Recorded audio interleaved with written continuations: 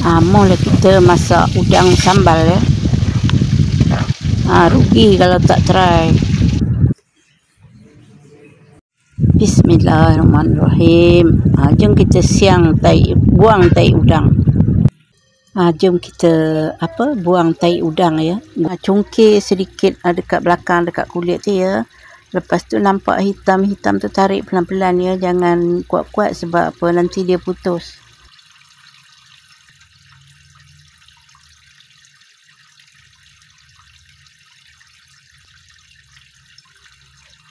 Buat sampai habis ya. Nampak tu tarik dia. Udang besar je yang buat macam ni ya. Kalau udang kecil tak payahlah. Bilas bersih. Dah bilas bersih, gaul dengan kunyit ya. Garam tak payah letak ya. Ada 2 biji bawang besar, halia setengah inci, bawang putih tu dalam 3 biji ya. Kisar ya. Ini setengah biji bawang besar, potong bulat-bulat. Ada sos cili dan sos tiram. Cili kisar dalam 5 sudu makan ya. Cili ni tak pedas sangat.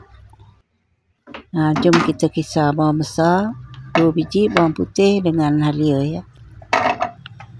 Letak air sedikit ya.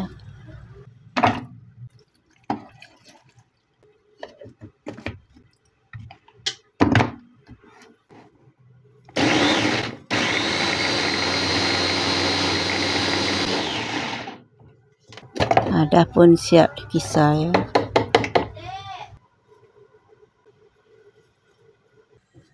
Panaskan minyak dalam kuali. Goreng udang dulu ya, tapi api kuat ya. Sekejap je, balik-balikkan, angkat saja. Jangan lama, nanti udang tu liat. Okey, siap udang digoreng.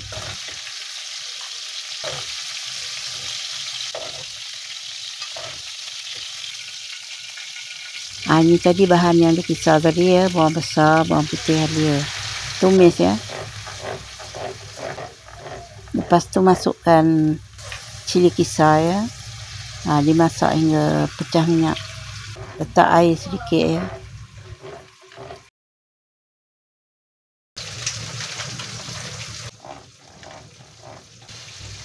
Dah pecah minyak ya.